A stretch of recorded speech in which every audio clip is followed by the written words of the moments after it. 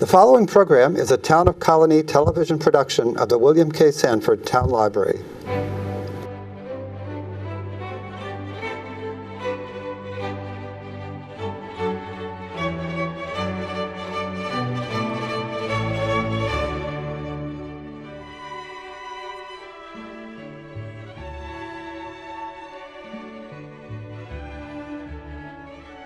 Thank you for coming, everyone. Just before I start, I think a lot of us have the following in common. You were in, or you knew someone close to you that was in, it had something to do with World War II. I'm no different. My dad and, as Mr. Nash said, my uncle both fought in the war.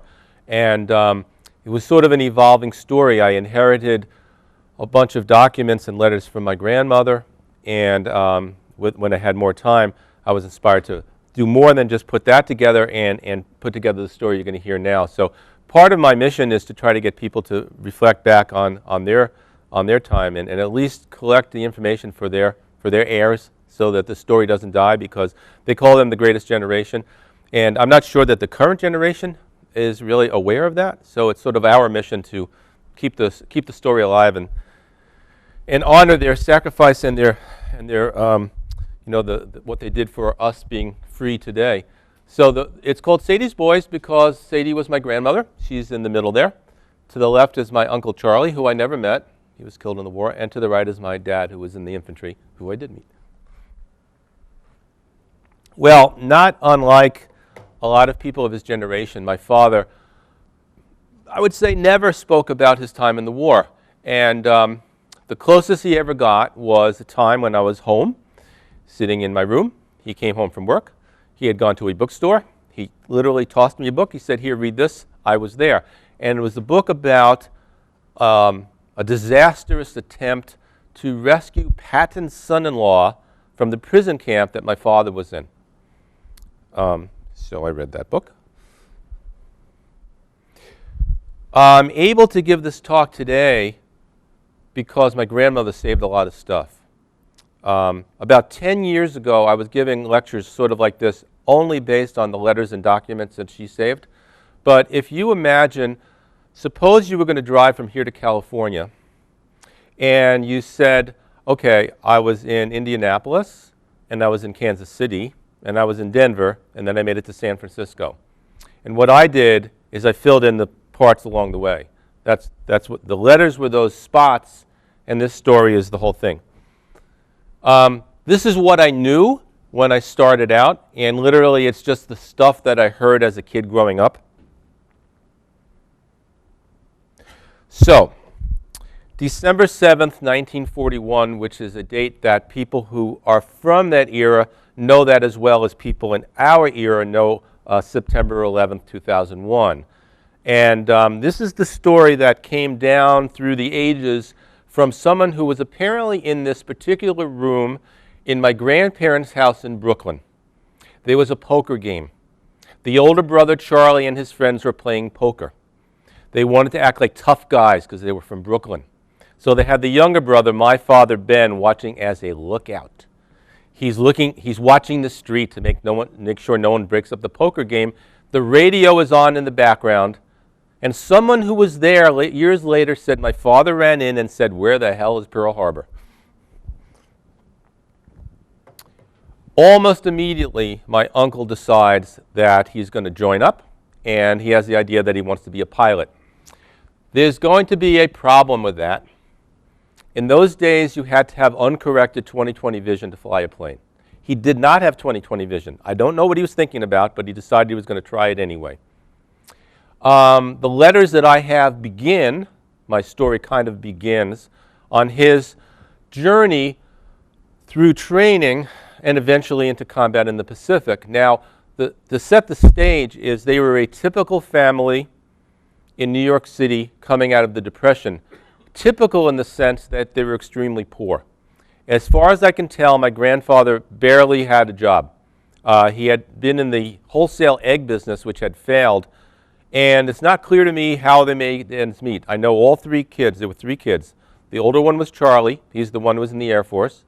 My aunt Pearl was the middle one. And the younger one was my father, Ben. All the kids had to work. Even in high school, they had to have jobs. It's probably the only source of income they had. My grandmother didn't have a job outside the house. So off he goes. Now, so think about this. He's not going to be in combat yet. All he's going to do is get on a train, go down south, and he's going to get 3 meals a day. He's going to have a roof over his head.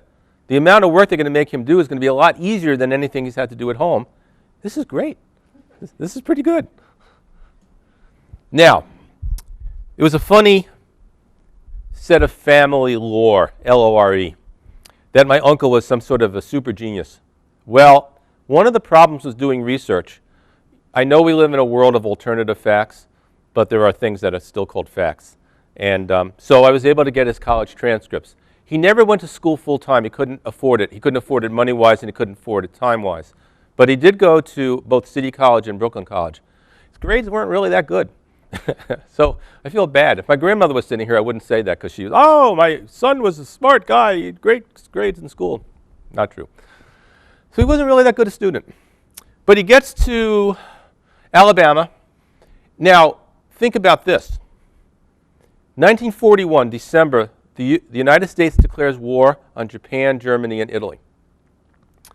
Japan and Germany have been in the war for several years. They're the best armies in the world. Probably the best armies the world has ever seen.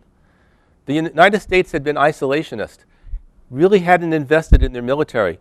There had been a draft call up in 1940. American industry was pumping out ships and planes, but they were sending them away. They were sending them to the Russians, they were sending them to the Chinese, they were sending them to the British. But the Americans weren't ready for war. So suddenly they declare war, and now instead of a few hundred air cadets, they need thousands. Well, if you have air cadets, you need air cadet teachers.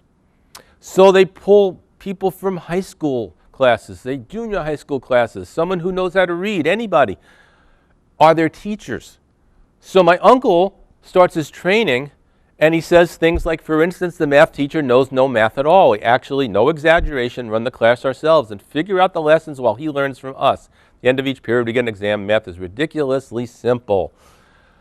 So he's in essentially basic training, which is independent of whether or not you're going to be a pilot or bombardier or navigator. It doesn't matter. You won't have basic training. But eventually he's going to have his physical to decide whether or not he can become a pilot or not. He did not. And it wasn't a big surprise.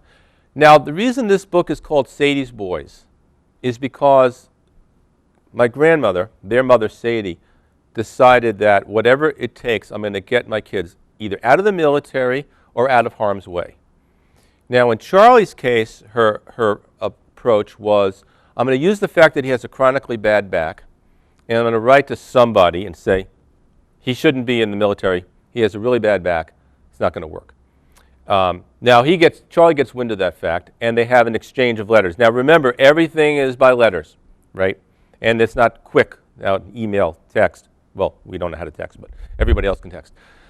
Not even phone calls, right? They couldn't afford a phone call. So everything's letters. But he gets wind of the fact, and he's really upset. And he basically says, hey, there's thousands of boys down here whose parents want them as much as you do. We just can't do things like that. It isn't fair. This happens a few times, but keep in mind that Sadie is a Jewish mother. So whatever happens, her last card is always going to be guilt. It's like, don't yell at me. I'm your mother. Okay.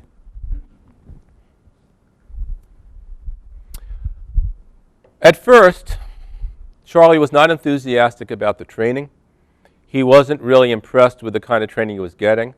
He certainly wasn't interested in becoming a navigator, but as time goes on, he gets into it. Now he's changing his tune. We're learning all the time. The day passes quickly. They spent a lot of time flying around the country. Here's a little side thing, and I do think I mentioned this in the book. When a new B-17 came off the assembly line, it had to be flown from point A to point B. Now, they were desperate for flyers. So who do you think flew those planes? Anyone know? They were women. Okay, there were hundreds of women. There were flyers, ground crew, and airmen, air people, that flew the planes. They were not recognized as veterans while they served or after they served, and those that were killed, and several were, never received veteran benefits until probably like the 1990s, where most of them had passed anyway. So a little side story. But anyway, similar to that, the training involved spending quite a few hours in the planes. He would fly to St. Louis, back. He would fly to Philadelphia and back, right? So he's spending a lot of time in the air because, you know. One of the cool things, now I never met my uncle, but I did know my father's family very well, and they were a funny group. My grandfather was one of 9 brothers. They were all hysterically funny. If you ever heard of the comedian George Burns, they were friends. They grew up together. And George Burns had nothing on my grandfather. My grandfather was funnier. That sign on the right there, by the way, is real. If you ever take the Verrazano Bridge leaving Brooklyn, you will see that sign. It says, leaving Brooklyn, forget about it. So anyway, Charlie, when he writes to his mother, is very formal. The grammar's good, the spelling's good, you know, no joking around. But not so much when he talks to his sister and his brother. To his sister, and I'll try to do my best Brooklyn accent, pleased to get your letter. How's it you know write sooner, huh? I can understand how anyone is having a brother like the one you's got, and there's no writing more. And then to his brother, he doesn't have to say that. He just says, the biggest problem I've got is that there's no liquor in this town. To know my father's family was to know what a bottle of booze looked like. Let's say nothing more about that. So my uncle entered the service January of 1942, essentially Labor Day, September 1st of 42. He's now done with the first of 3 phases of the training. So the first phase is basic training. The second phase is kind of the intermediate one where you've now decided, okay, pilot, navigator, bombardier. Now the last phase, which is going to happen in Florida, is going to be so-called advanced training, and he's going to move down to Florida. At this point, he's now a certified second lieutenant. A lot of his letters home, he says, hey, this is great. I get a small raise of $12 a week or whatever it was, and this is a big deal for the family. They got more money. The training is pretty intense, and there's a lot of flying involved. Now, one of the things that I need to remind people, and I never served in the military, and I certainly didn't serve on a B-17, but it's not hard to imagine that a B-17 flying over the Pacific Ocean, if something goes wrong, you can't just go to the Home Depot and get a part, and you can't like just pull into the filling station and get someone to work on your plane. You have to do it in real time. Everyone on the plane needs to know everybody's job. So my uncle, who is going to be a navigator, also needs to be pretty good on a machine gun. Apparently, he got the range record for consecutive hits on a moving target. Not my job, but handy to know. Remember this line. This is important. This will come up later.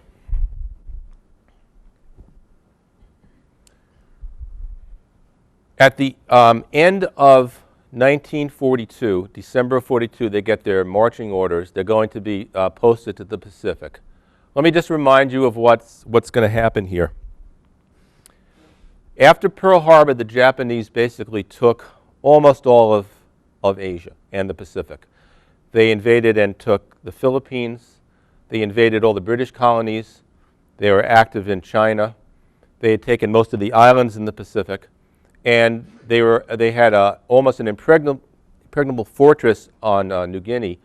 New Guinea is the gigantic island just north of Australia.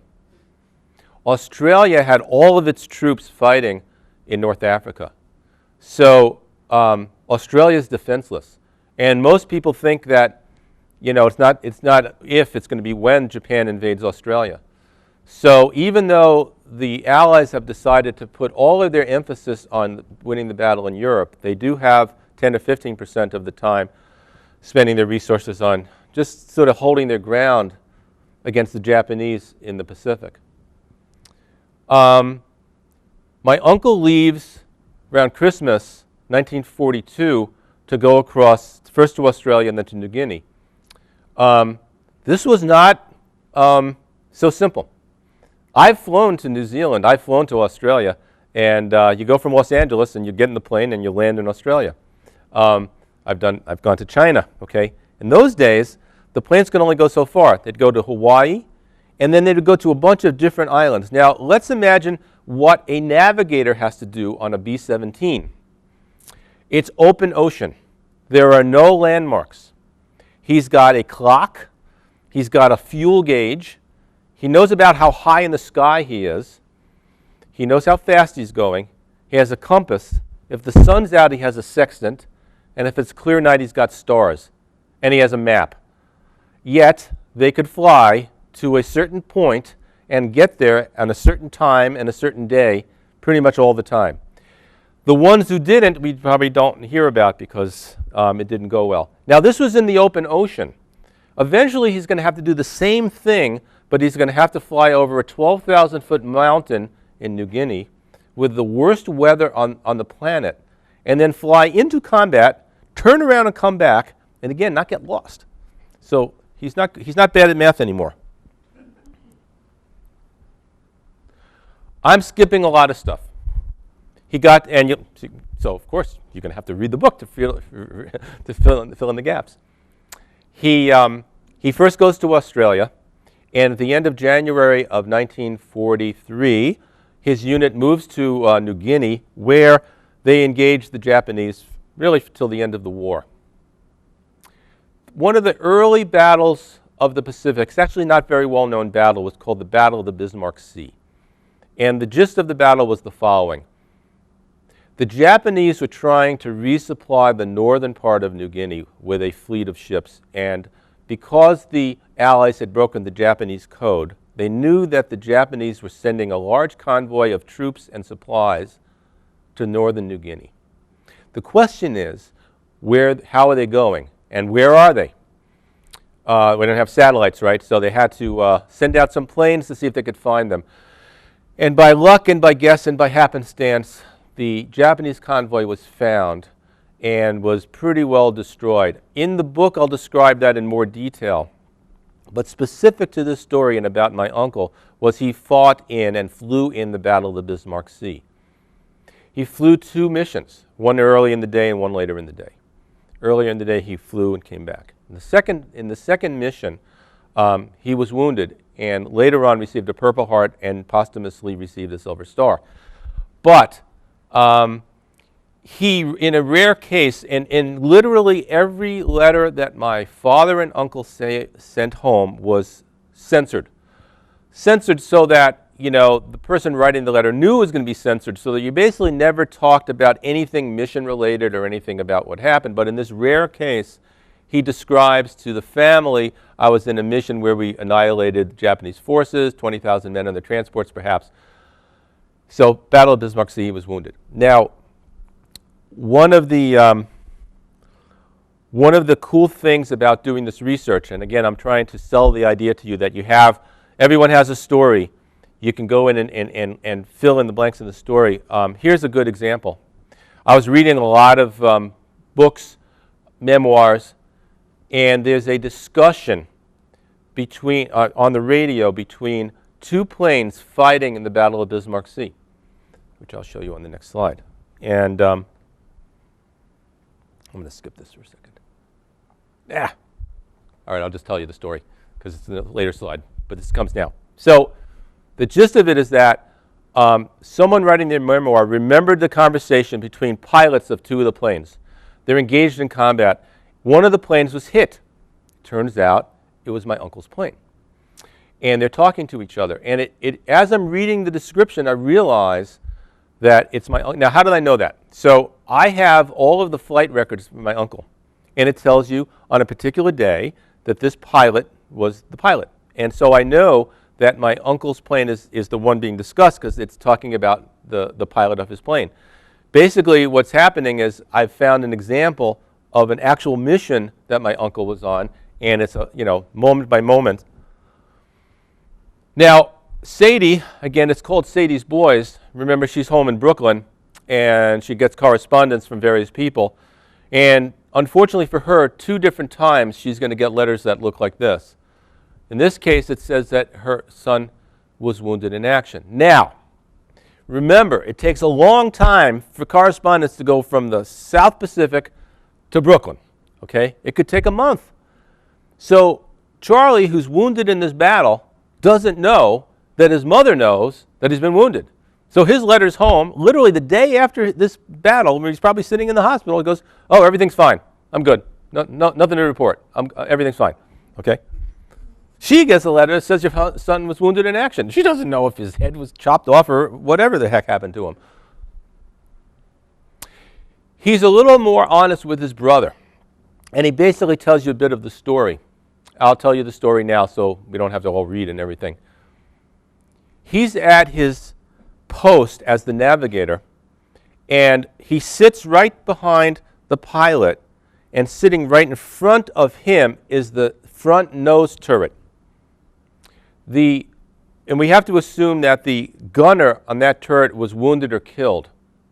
And so my uncle took over the turret. Remember in training, he got the record for the most hits with the machine gun? Well, it paid off because he was able to shoot down a Japanese plane. But he was also shot by a Japanese plane, so now he was wounded. He was wounded in like the upper leg, which he describes to his brother because, I was shot in the leg, but all the pertinent parts are in place. Never mind. Anyway, but then while wounded, of course, someone has to navigate the plane back home, which he does. So that's the reason he was nominated for and received a Silver Star.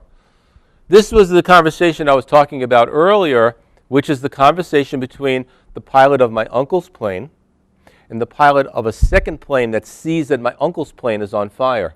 Now you think like, geez, that's crazy. Is this the incident where his plane crashes? No, they made it back to base. And basically it says things like, sure is hot in here, says the pilot of my uncle's plane. Says, Ray, you ain't kidding, sure does look kind of warm. You look like a kettle on the stove. So there's literally flames coming out of the plane. They're able to suppress the flames, and while wounded, he navigates the plane back to base. Now, right around March, April of 43, my father made the mistake of turning 18. So now he's going to get drafted.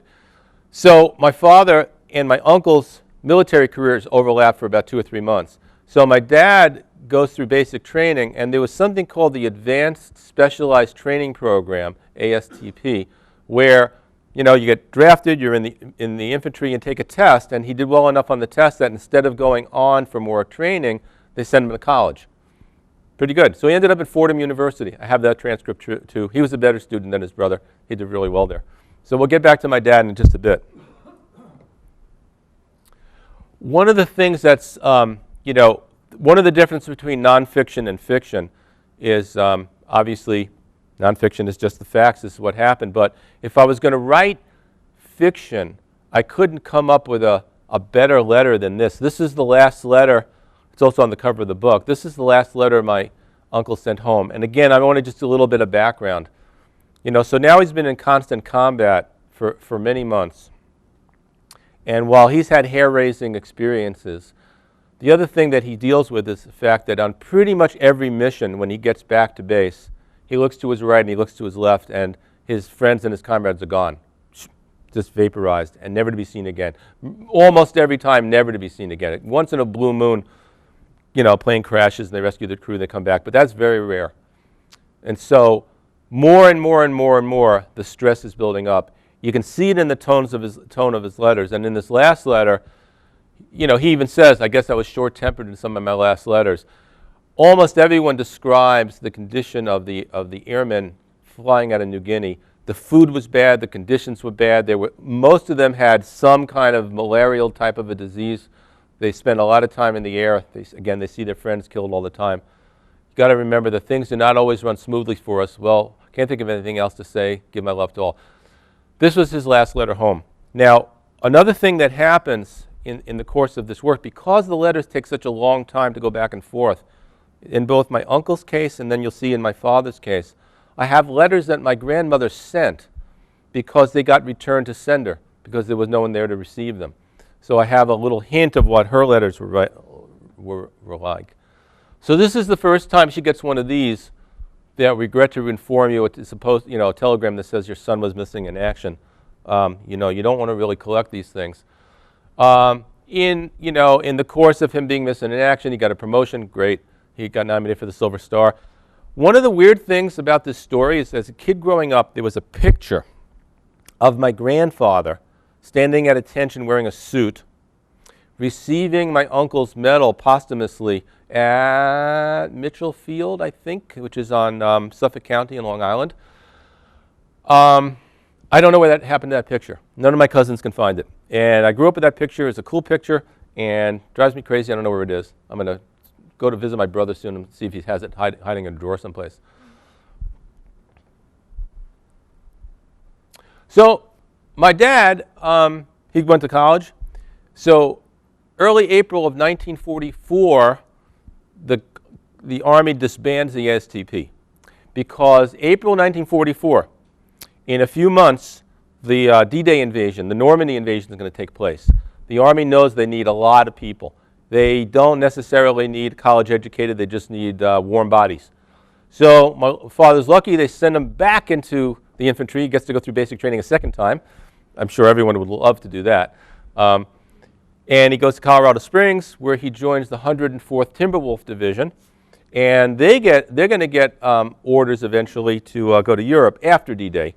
He gets a leave, June, July of 1944. Gets home to see his mom. There's Grandma Sadie. There's my dad in uniform. There's my grandfather, and he was a cool guy, and he actually served in the U.S. Cavalry. I have his discharge papers. So there were a couple of generations of military. And hang on. That's not the one I want. All right.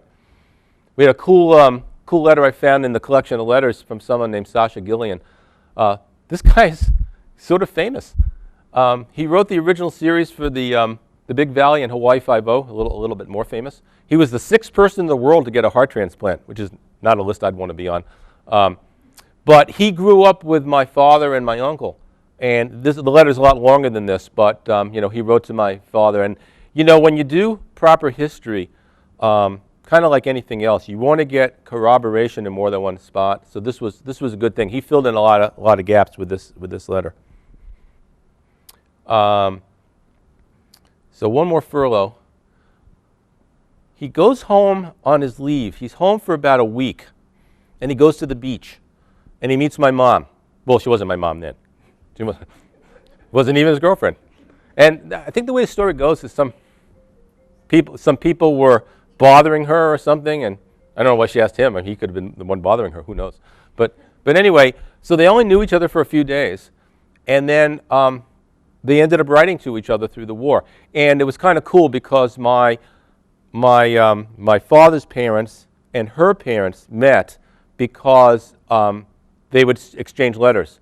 Because remember, there's so little information. Any kind of little bit of information you get, you could exchange letters. I know my mom got along with her future mother-in-law well then, not so much later on, but that's for another time. Okay, so the unit gets shipped out at the end of August of '44. So now this is 2 months after the Normandy invasion. They land in France. My father wrote home. He said, it still looks pretty bad here. The people look really poor. One of the things that happened is the Allies land D-Day, June 6, 1944. It took a while for them to break out. There was so-called hedgerows, and the Germans were well dug in. But after they broke out of that, it wasn't too long till they liberated Paris. And Patton, being Patton, just fired up the tanks and just drove east, right? Well, great. He got to almost the border of Germany, and he ran out of fuel and ammunition and tanks, and it was like, oh, gee, great. So the first thing that my father's unit has to do was something called the Red Ball Express. They all became truck drivers, and they drove like mad, east and west, driving supplies to the front. But by mid-October, they got their marching orders. They all got thrown onto trains, and they ended up in the Netherlands, and their fighting begins. And so he was in constant combat now, every single day. In fact, I don't believe he was inside of a building from middle October to the time he was captured. Probably rarely had a hot meal. Now, recall that my grandmother tried to get her older son out of the military, and she's going to try again. Now, here's a little bit of a twist. Most of you have seen the movie Saving Private Ryan, which was loosely based on the fact that the USS Juno sank in the Pacific. It was sank by a Japanese ship. And all 6 Sullivan brothers were killed. They recognized that not only is that a bad thing, it's not good for PR and so on. So the military had some kind of regulations about the number of boys from the same family that would have to serve in combat role. My grandmother picked up on that and wrote to everyone, including Eleanor Roosevelt and various generals and senators and Congress members. So she thought she could get my father out of combat because the older one was missing in action. No, not so much luck. You had to have 2 or more. So if my aunt had been a boy, he might have been pulled out of combat, but it didn't work out. Just like my uncle sent a last letter home, so did my father send a last letter home. He was sort of a joker. Remember, he's been in constant combat, and he writes, "How is everything this fine, lovely day?" I don't think it was a fine, lovely day where he was. I do hope everything's okay. He wrote one thing home, which I thought was funny. He said, "I've changed my mind. I don't think I want to go to an away college. I think I want to stay home." He's had enough being away. He's good. So here's a letter that Sadie wrote to my dad, but of course returned to him because he's going to be captured soon. The last letter I had from you was dated October 20th, and this is dated November 28th. Look how slow the communication was, because he's right on the front line, so it's really hard. I always try to remind people that you will read or go to talks about World War II or really kind of anything else, and there's kind of 2 flavors. I made up my own term. I think the thing on the left is called macro history. I'm going to call this micro history. I'm telling you about people. And if you read the book, you got to read the book. If you read the book, I spend a lot of time talking about news items from the home front that are not the big generals and presidents and maps. They're about individual people, because in the end of the day, that's what things are about. One of the things that was kind of amazing, eye-opening, there were a few in the course of doing the research, but I was able to find exactly the time and place and what happened, how my father was captured. And I'll tell you a great story. I was sitting on the beach on vacation, and I had put questions out on a bunch of different websites, and my phone rings, and I pick up the phone. And it's a guy whose father was captured at the same time that my father was captured. Unfortunately, it was his father-in-law, but unfortunately he had passed away a few years ago. But he said, "I'm going to send you a link to an interview that my father-in-law gave about the time when he was captured." So this was kind of crazy. But so let's describe what's happening when my father was captured. So it's December 2nd, 1944, and there's something called the Siegfried Line. The Siegfried Line was the Germans said, "Okay, we're going to fall back from Paris, we're going to fall back, but when we enter Germany, we're going to fight to the last man. This is our country, and we're going to, whatever it takes, we're going to defend this line." And it was hard fighting. Now, this is 2 weeks before a very famous event which is called the Battle of the Bulge. This was the Germans' one last attempt to push the Allies back. But this is 2 weeks before that. My father's unit enters Germany, and they're going to take a town called Lutcherburg. So here's the plan. They fought at night. They're going to cross a river. There are going to be 3 companies of troops across the river and take this town. The first company is my father's company. They cross the river. The second 2 companies, the bridge they're going to cross gets destroyed by an errant bomb from Allied artillery.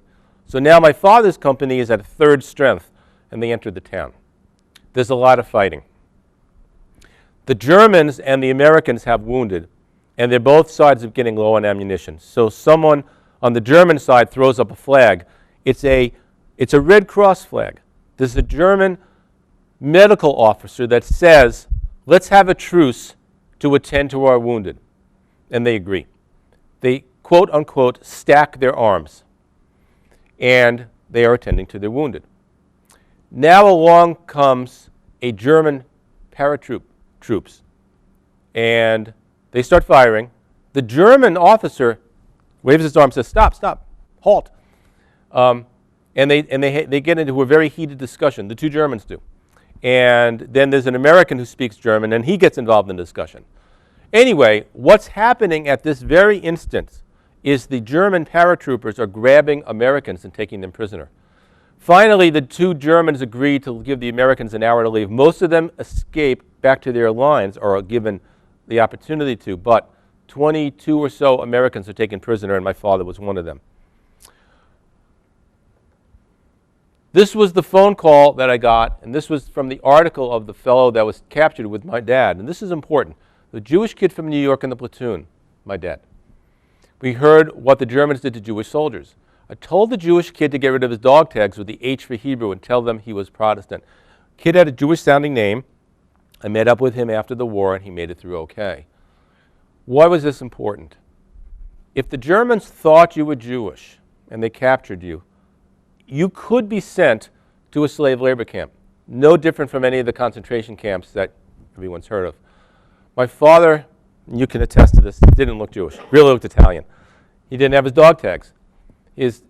Benjamin, yeah, but Louis, not so much. So he skated by. The other thing that happened is they didn't know what rank he was, even though I'm sure he said what his rank was. And even though he was a private, he ended up in an officer's camp. I guess that was better. I don't know. Maybe not. So now my grandmother gets a second telegram that says, you have a son missing in action. She's got two. Okay. And again, she wrote to who was a famous guy at the time, Senator Robert Wagner. While he was in the prison camp, he was gone. No one knew where he was. There was a chaplain that would listen to German radio broadcasts, and the Germans would read out the serial numbers of captured Americans. And one day, he heard a serial number that was my dad's. And so now my grandmother knew that my father was a prisoner of war. He wasn't dead, which is, better. When he was in the camp, I have in my possession 2 letters he sent from, by Luftpost. He was in an Auflag, an officer lager, officer's camp. So he was in. But here's what went wrong for the Germans. No matter what happened, the Germans knew they did not want to be captured by the Russians. The Germans had been brutal to the Russians, took no prisoners, or if they took prisoners, they treated them terribly. Now the shoe's on the other foot. They're in a prison camp in Poland, and they can literally hear the Russian artillery in the distance. They wait too long. They get orders from the high command. We need you to get your Allied prisoners to Germany. Unwritten but understood. We're going to use them as a bargaining chip eventually when we negotiate with the Allies. So the only option now is to walk.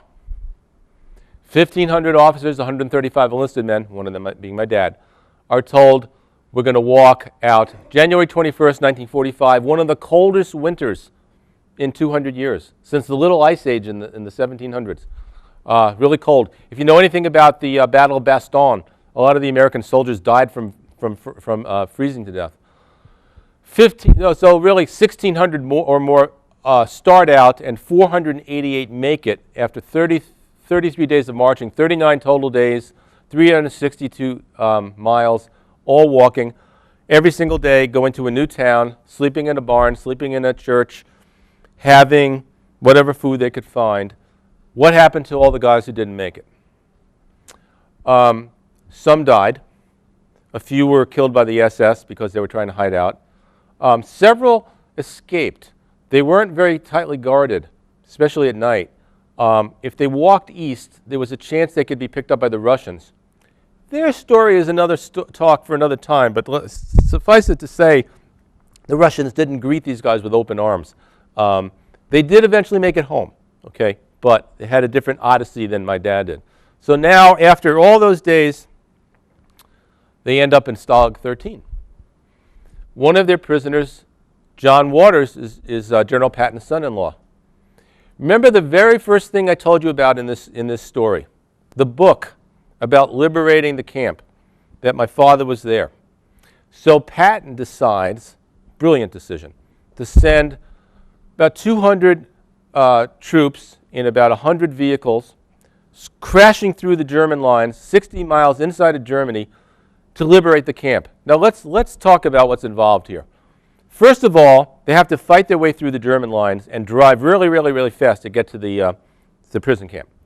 Second thing happens is the prison camp, even though it's guarded by retired Luftwaffe guys, all had fought in World War I, they put up a really good fight. And in that fight, two things happen. All of the Allies' fuel is destroyed, and Major Waters is injured. He can't be moved. He's saved by some Serbian prisoners who happen to be doctors. He doesn't die, but he can't be moved. And so let's summarize. We don't have enough fuel to get back. We don't have enough vehicles to get back.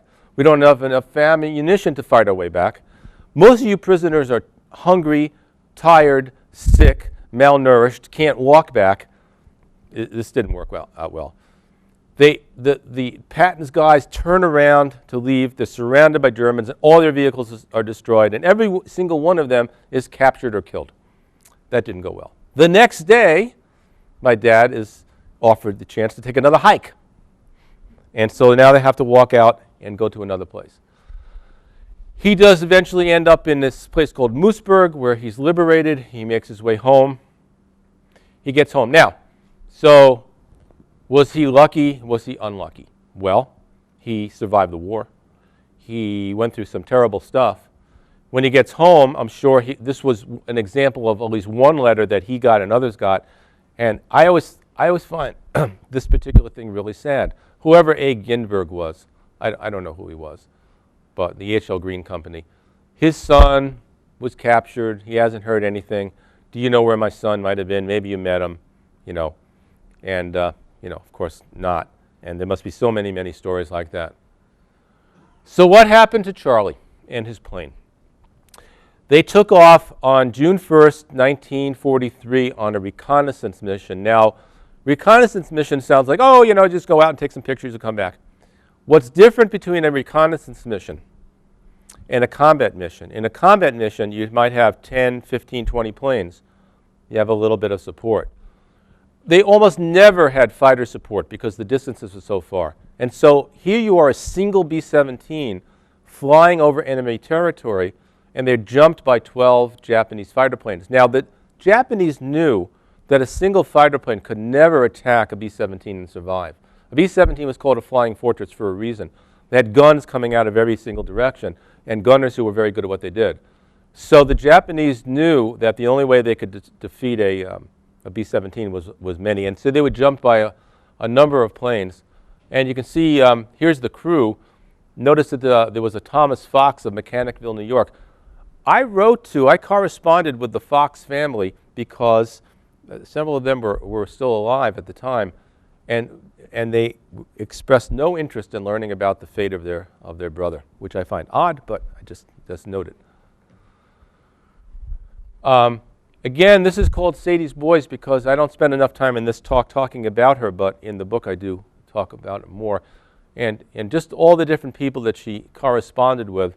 Eddie Rickenbacker, who was very famous World War I flying ace, he was president of Eastern Airlines. I'm not really sure what that had to do with anything, but at the time she wrote to him, he was on a number of diplomatic missions in the Pacific. Carl Spaatz ended up being the commander of Strategic Air Force, and I think was the first, when the Air Force formed as a separate unit, I think he was the first commander of it. George Kenney was the commander of all the air forces in the Pacific, reported directly to MacArthur. Hap Arnold was the commander of all U.S. forces, and everyone's heard of Eleanor Roosevelt, and she even wrote to her.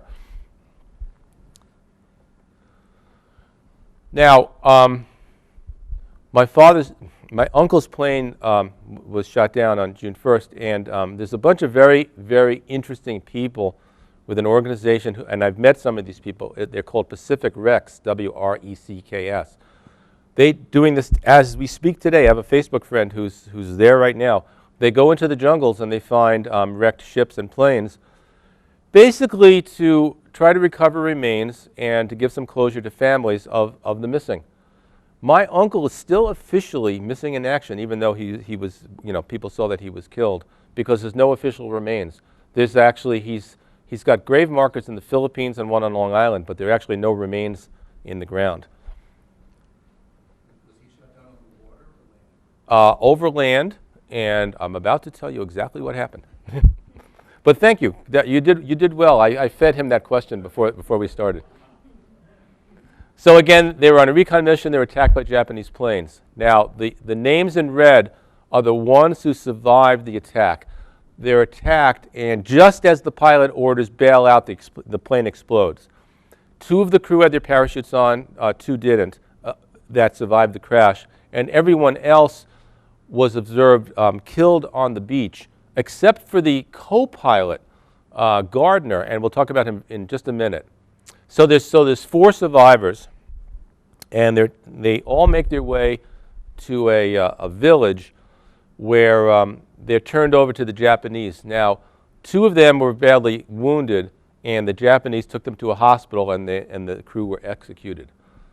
The pilot was taken away. Now, you should ask, or how we know some of these things. There was a number of Allied prisoners taken by the Japanese, and on a particular day in November of 43, several witnesses observed the prisoners being collected and taken to this active volcano where all the Allied prisoners were beheaded.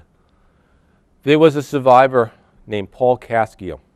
Now, this is where my brother gets into the act. My brother is now retired, but was a journalist. He originally worked for the Ottawa Citizen and later worked for the National Post, which is in Toronto. And one of we have Veterans Day, they have Remembrance Day. And for that, he had interviewed Paul Caschio, actually went to Baltimore and met him. When Paul Caschio landed, he was badly wounded. He was interrogated, and good or bad, he passed out, so the Japanese lost interest in him. A doctor was able to treat him. He had ended up having malaria, and he had a high fever. But anyway, he survived well enough to be put on a ship, sent to Japan to go to a slave labor camp in Japan. But he survives the war, comes back home, and contacts the families of all the crew members, including my grandmother. And so that's how we know the story of what happened to my uncle's plane. Gardner was the co-pilot. And as of the time that Caschio came back, none of the crew reported seeing Gardner. So he was literally missing in action. They didn't know what happened to him. One of those groups that went into the jungle found the remains of Gardner in the 1980s. My brother took that information and got in touch with Winslow Gardner's was his bride-to-be, who had since remarried, had children. She was a grandmother. When she found out that Gardner's remains had been found, she had a nervous breakdown. So sad. What's the right thing to do? I don't know. I said that sometimes Sadie's letters came back, and I thought this was particularly poignant because she was something of a poet. I could find no peace no matter what I do until peace. Victorious peace will again reign throughout the world. And then that my brother wrote in the article that he wrote about for Remembrance Day. A picture of my grandmother taken in 42. She's smiling on the front steps of her 65th Street home. Most remarkable thing is that her hair is dark. It's remarkable because by the end of 1944, her hair has turned completely gray. And so we honor the memory of my father and his brother who fought to keep us free. Thank you for your attention.